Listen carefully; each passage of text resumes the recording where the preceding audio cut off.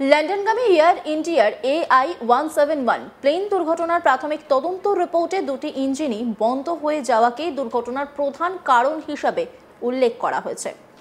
বিমানের fuel switch run থেকে cut off মোডে চলে যাওয়ার জন্য দুটি ইঞ্জিনেই জ্বালানি সরবরাহ বন্ধ হয়ে যায়, যার জন্য টেক অফের অল্প সময়ের মধ্যে বিমানের দুটি ইঞ্জিনে বন্ধ হয়ে যায় বলে তদন্তের প্রাথমিক রিপোর্টে উল্লেখ করেছে তদন্তকারী এয়ারক্রাফট অ্যাক্সিডেন্ট ইনভেস্টিগেশন ব্যুরো।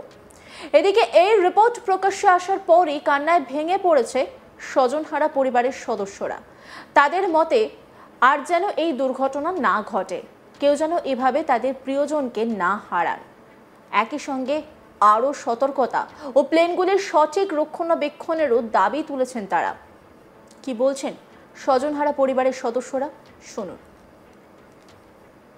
हमारा का तो जो खोना था वो तो हमने तो खो लिया, पर हमारा तो एक ही है कि ऐसी लापरवाही हो कि और किसी की जान ना जाए। हमारा एक ही कहना है, और कुछ सुनने में आया कि भाई इसकी कोई इंक्वायरी नहीं, उसके बावजूद भी ये प्लेन को उड़ाया गया।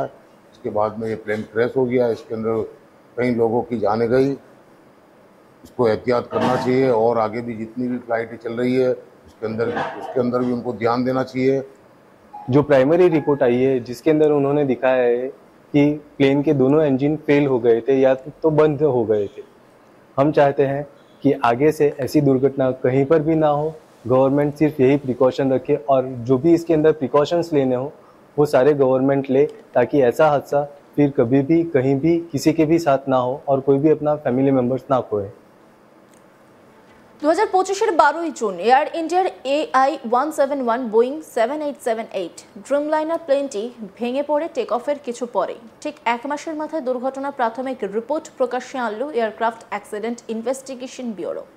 15 পাতার এই রিপোর্টে এই দুর্ঘটনার জন্য টেক অফ করার পরই প্লেনের দুটি ইঞ্জিনই বন্ধ হয়ে যাওয়ার কথা বলা হয়েছে। ফুয়েল সুইচ রান পজিশন থেকে কাট অফ মোডে চলে যায়, যার ফলে ইঞ্জিনে ফুয়েল না পৌঁছানোর ইঞ্জিন দুটি বন্ধ হয়ে যায়। এই পরিস্থিতিতে প্লেনের EAFR এর পাইলটদের কথোপকথন ধরা পড়েছে, যেখানে একজন পাইলটকে বলতে শোনা যাচ্ছে, fuel switch off cut off করলে কেন? জবাবে আরেকজন পাইলট জানান তিনি ফুয়েল সুইচ কাট অফ তো করেননি। তদন্তকারী সংস্থার রিপোর্ট অনুযায়ী প্লেনের পাইলট মেডে বার্তা পাঠানোর কয়েক সেকেন্ড আগে কিন্তু প্লেনের ফুয়েল সুইচ আবার কাট অফ পজিশন থেকে রান মোডে চলে এসেছিল, যার ফলে ইঞ্জিনে পুনরায় ফুয়েল ফ্লো হতে শুরুও করে, যার ফলে প্লেনের প্রথম ইঞ্জিনটি কাজ করতে শুরু করে, কিন্তু স্থিতাবস্থার আসার জন্য যে সময়টা প্রয়োজন সেটা পাওয়া যায়নি। অন্যদিকে দ্বিতীয় ইঞ্জিনটি সেভাবে কাজ করতে শুরু করেনি। এরপরই যাত্রী ও ক্রু মিলিয়ে মোট 242 জন যাত্রী নিয়ে আহমেদাবাদ এয়ারপোর্ট সংলগ্ন মেঘানীনগরে বিজে হাসপাতালের হস্টেলে ভেঙে পড়ে। এক যাত্রী বাদে প্লেনের 241 জনের মৃত্যু হয়, আর ঘটনাস্থলে থাকা আরও 19 জনের মৃত্যু হয় দুর্ঘটনায়। বিমান দুর্ঘটনার তদন্তে ব্যুরোর রিপোর্ট অনুসারে প্রাথমিকভাবে থ্রাস্ট কমে যাওয়ার পর ওই বিমানে উভয় ইঞ্জিনই ক্ষণিকের জন্য পুনরুদ্ধারের অভিজ্ঞতা লাভ করে, কিন্তু শেষ পর্যন্ত সুইচগুলিকে রানে ফিরিয়ে আনার পরও স্থিতিশীল হতে ব্যর্থ হয়। AAIB অ্যাক্সেস করা এনহ্যান্সড এয়ারবোর্ন ফ্লাইট রেকর্ডার থেকে প্রাপ্ত রেকর্ডিং অনুসারে বেসামরিক বিমান পরিবহন মন্ত্রণালয়ের তদন্তকারী শাখা প্রকাশ করেছে যে প্রথম ইঞ্জিনের জ্বালানি কাট অফ সুইচটি প্রায় UTC-তে কাট অফ থেকে রানে রূপান্তরিত হয়েছিল। 2 সেকেন্ড পরে টেক অফের সময় অক্সিলিয়ারি পাওয়ার ইউনিটের ইনলেট দরজাটি খুলতে শুরু করে, বেশ কয়েকজন বিশেষজ্ঞর মতে যা বায়ু প্রবাহকে ব্যাহত করতে পারে।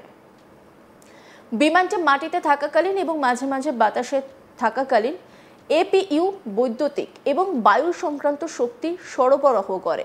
2 সেকেন্ড পরে ইঞ্জিন 2 এর জ্বালানি কাট অফ সুইচটি কাট অফ থেকে রানে রূপান্তরিত হয়। প্রাথমিক তদন্ত রিপোর্ট অনুসারে ইঞ্জিন 1 এর কোরের প্রতি গতি হ্রাস বন্ধ হয়ে যায়, বিপরীত হয় এবং পুনরুদ্ধারের দিকে অগ্রসর হতে শুরু করে। রিপোর্টে আরও বলা হয়েছে যে ইঞ্জিন 2 পুনরায় জ্বালানি পৌঁছলেও কিন্তু কোরের গতি হ্রাস রোধ করতে পারেনি এবং কোরের গতি ত্বরণ এবং পুনরুদ্ধার বাড়ানোর জন্য জ্বালানি পুনরায় চালু করেছিল।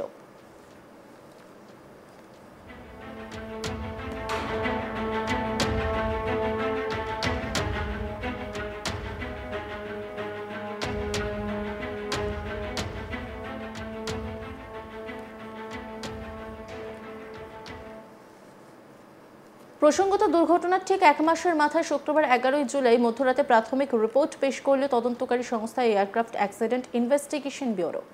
15 পাতার ওই রিপোর্টে ককপিট ভয়েস রেকর্ডারে পাইলটদের শেষ মুহূর্তের কথোপকথন থেকে শুরু করে দুর্ঘটনার জন্য প্লেনের সম্ভাব্য যান্ত্রিক ত্রুটির কথা বলা হয়েছে।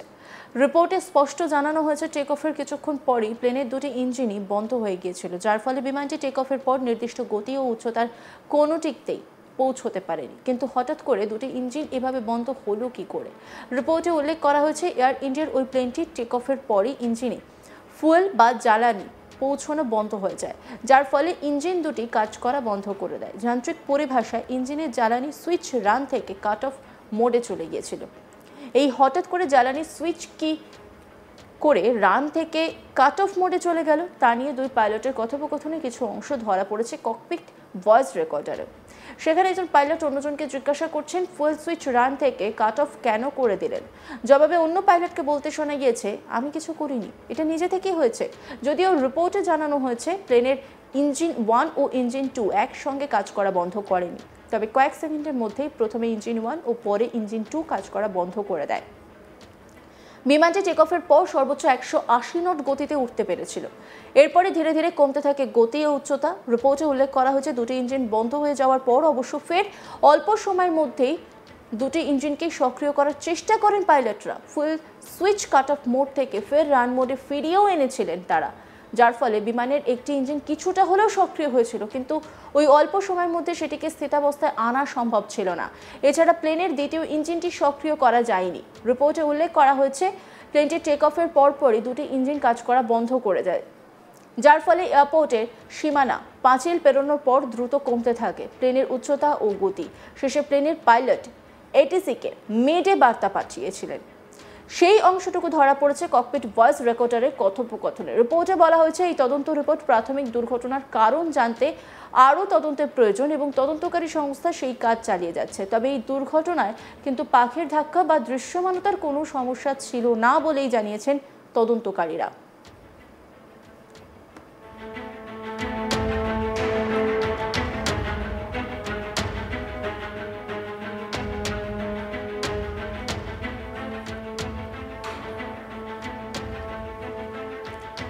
বিমান ওড়ার সময় ফ্ল্যাপ সেটিং এবং গিয়ারের অবস্থাও স্বাভাবিক ছিল বলে মত তদন্তকারীদের। তবে একটি বিষয়ের উল্লেখ রয়েছে রিপোর্টে, বিমানটি টেক অফের পরই কিন্তু খুলে গিয়েছিল রাম এয়ার টারবাইন বা আরএটি। সাধারণত বিমানের বিদ্যুৎ সংযোগ বিচ্ছিন্ন হয়ে গেলে এই ছোট্ট যন্ত্রটি কার্যকর করা হয়। এটি একটি ছোট্ট বিকল্প যন্ত্র।